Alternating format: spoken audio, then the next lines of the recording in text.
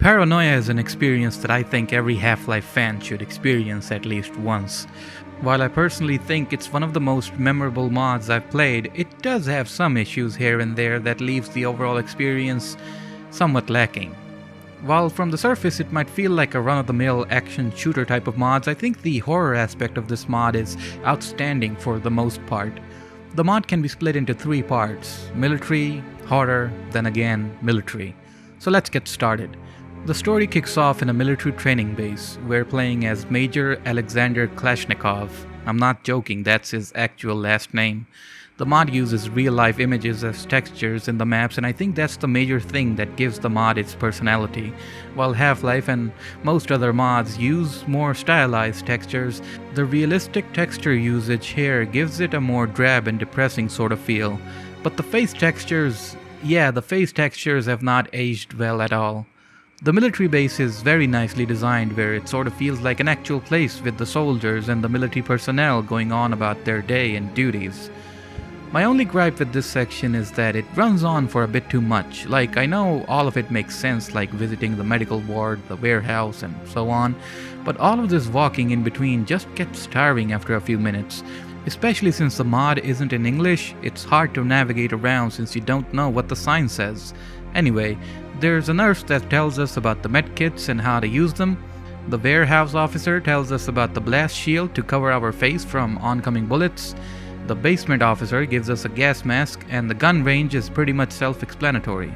All of the walking aside, I did really like the visuals in this area, and for a mod made for a game like Half-Life, it definitely is one of the most detailed one I've seen. This version, however, is the Zash 3D engine version, but it's not that different from the original Half-Life version, apart from some very minor differences. I do need to point out that my game crashed a lot during the first half of the mod, mainly because of the audio library it uses. It's incompatible with newer Windows. Anyway, on our way to the gun range, an officer steps on crap on the floor, which is a very odd detail to add in a Half-Life mod, but I guess that works. Then we grab our weapons and test them out on the gun range. The guns in the mod are pretty much what you expect: AKs, RPK, a Stechkin pistol, a Groza, and so on. So after firing our guns for a while, we get radioed in from the base. Turns out a bunch of terrorists have taken over an industrial complex, and us being part of the Spetsnaz, we have to go in and take care of the situation. The overall presentation of the mod at this part is really good, like I said before. The military base does feel like a proper military base rather than an empty area with us in it. When the siren kicks off, you can see everybody responding to it like soldiers running around and people asking you to get to the meeting room quick. That's very good presentation. Now we're at the Udarnik Industrial Complex, and man, what a mood.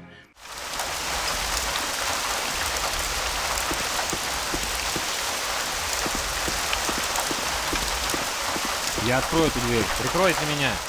Cloudy skies, rain, and these textures. I absolutely love how they make the whole game absolutely dark, dingy, disgusting, and so on. So, this is the part where the suspense kind of kicks in. On one hand, we have terrorists inside this industrial complex who have shot up the local security forces and have taken hostages. We can see the dead bodies in the rooms and halls. On the other hand, you start to notice something isn't right, like you read the registration log and it has items like closed containers and top secret written in it. Sequences like this is my favorite in the whole mod, and there are a few of them. You can only hear the sounds of the rain and thunder while you're slowly moving into this area. We do see the enemies for a bit, but our comrade says that we, the Major, should flank them from the other side. Now again, we go into the suspense again, and this time we don't have any of our comrades with us. We do meet this fat man, but that's only for spooky purposes. The rest of it is complete silence till we find the enemies. All the while, I just had this strange uneasy feeling about the whole place.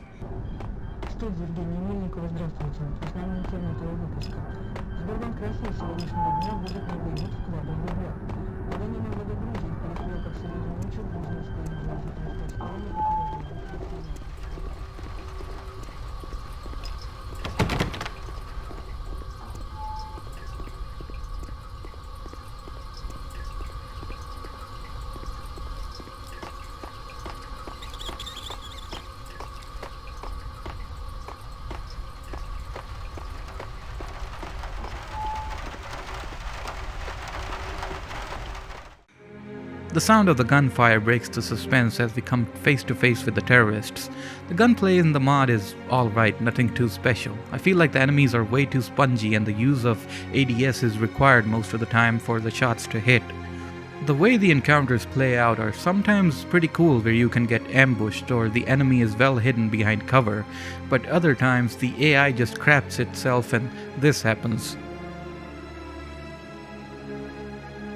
Then we meet up with Kulak and we get the orders to go further in to eliminate the remaining enemies. We get in close quarter encounters with the terrorists and clean up the building room by room, floor by floor. When reading about the mod, I saw reviews where quite a few people liked this part of the mod, the one where you get to shoot the terrorists, but I honestly think the latter part is much more interesting. So slowly but surely, we're shooting up all these bad guys, we're going through the complex, making sure no terrorist makes it out alive. Then we get a radio message that we have a hostage situation.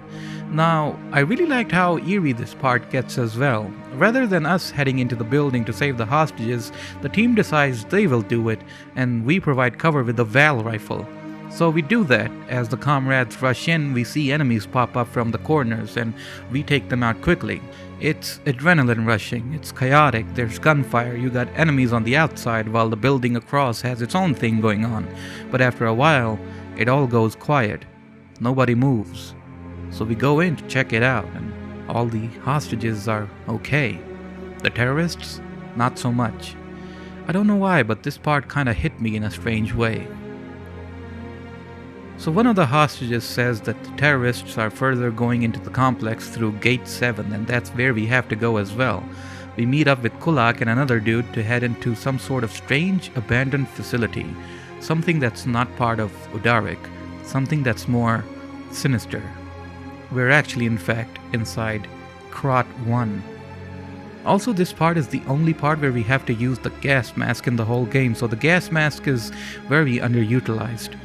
As we head deeper into the facility, the surroundings start to get much more worse. After eliminating some more enemies, we head into an elevator to delve further into Karat. This part with the train ambush was kind of infuriating because they just kept blowing my face off, and when I had my blast shield on, they still killed me because I had low health. After cheesing this part, we go through a vent to open a gate for Kulak. Here we again find a diary that has things like organic matter and other weird stuff written in it. After opening the gate, we head back into the vent, but some of our comrades blow up some other part of the vent and ours break and we fall through. And now we're at the scary bit of Paranoia is my favorite bit of Paranoia. Again, deep in this dank looking facility, we're alone without any weapons apart from this pistol. We get a radio message that some scientists are stuck underneath in Krot 1, so we need to get them out. Right after we hear that, we hear Dirizer on the radio, a comrade. He says he's near the gate of the lab and he's advancing in. This whole sequence of hearing Dirizer is just fantastic. It sort of builds up this tension all the while I'm scared of the spooky abandoned laboratory. Dirizer starts to tell us that he found a dead body, but it died because of blunt force, not bullets. And the best part is that we're heading to Dirizer's location, so the location he describes in the radio message is what we'll be seeing too. This whole radio sequence is just awesome, and right as Dirizer bites to dust, we enter Krot 1. This is literally the place where he was. What killed him? What's this loud banging on the metal door? And what about the spooky voices? The suspense is killing me.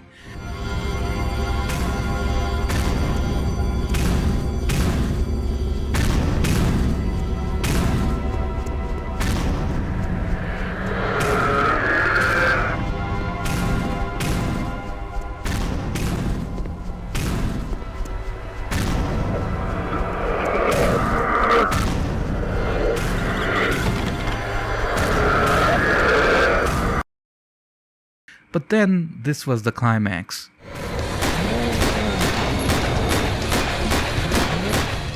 Not gonna lie, the first time I played this mod, this whole suspense leading into this was a letdown.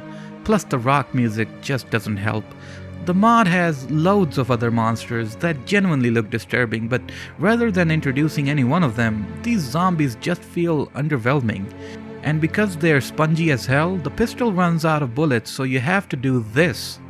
Thankfully, This is the only part where this happens, as you get your weapons back right after this. We find good old Kulak in the lower level where the scientists are. Turns out our comrades found them, and now the lead scientist wants to talk to us. Basically, she tells us that Krot was a genetic engineering lab and the whole thing was a big old secret, but then Krot 1 had something gone wrong, so everybody moved to Krot 2 and 3. Yada yada yada. Look, the story isn't the strongest part of this mod. While the whole secret lab thing is okay, the later story beats about this whole terrorist attack being a ploy by some other international agency is just average. It's not fun or interesting. Also, what is she operating on? But anyway, we'll get to that later. She says that we might have contracted the virus that had Krot 1 shut down, but before she can scan us, something, quote unquote, has taken hold of the clones. What clones? They were making clones down here? So basically the clones are these weird humans that have taken up guns and are now killing people. What follows is a bunch of encounters with these clones, and it's pretty much similar to the terrorist encounters. Then we find out that the signal for whatever is mind controlling these clones is coming from an even lower floor of the Krot facility. So once again, we have Kulak with us this time, but this place is still creepy as hell. But again, the suspense is foiled by the zombies. Also, we finally get a shotgun and get to meet Mr. Hands. Like I said before, the monster design in the game is actually very good. The monsters do genuinely look and sound horrifying. For example, yeah. In the last room, we find this Lovecraftian horror overshadowing the place. Basically, this is one of the older scientists that used to work in Krot 1 that was caved in. He was infected and over the years became this. Basically, he was controlling the clones. We kill this thing and decide to get the hell out. You see, I hate that the spooky bits and the monster bits didn't last too long. Hell, 3 of the monsters just showed up once in the game, and that's not fair. I would have loved to see more of this, and this, and less of this. Now the whole horror thing is done for. Turns out the terrorists that attacked the place were just some mercenaries hired by a third party, some international force, and now those guys are here. These guys basically wanted to steal the secret documents from Krot for their own nefarious use, I guess. Again, like I said, the story isn't the game's strongest point. So we basically murder these people, and then comes the final boss battle. A battle with the attack chopper. Yeah, after killing a bunch of Lovecraftian monstrosities, having an attack chopper as the final boss battle is kind of a letdown. Especially when you have to fight it with an unguided missile launcher like this RPG. But yeah, you take the chopper down and that's mission complete. In the end, we get this short cutscene where it shows the area from the surface all the way down to the bottom.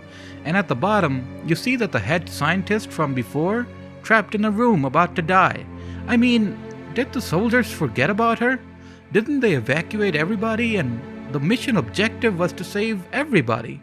You would think a bunch of special forces soldiers would be focused on getting the head scientist out of there first. I don't know, man. The story is just, yeah. But despite its flaws or issues, Paranoia still remains one of the best mods made for Half-Life. While it did get a sequel, I've yet to play that, but I've not heard good things about it. But Paranoia itself is a mod that I think you should check out if you haven't played it yet. It offers a unique experience, atmospheric locations, and a little bit of horror in between. That's pretty much it for this video. Thanks for watching, and a big thanks to these benefactors for supporting the channel.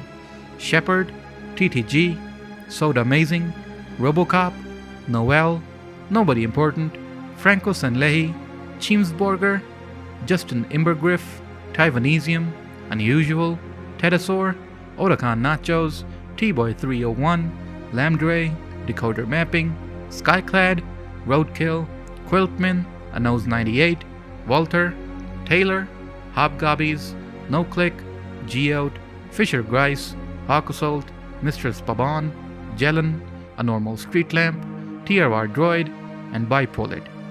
Thanks again, and see you in the next one.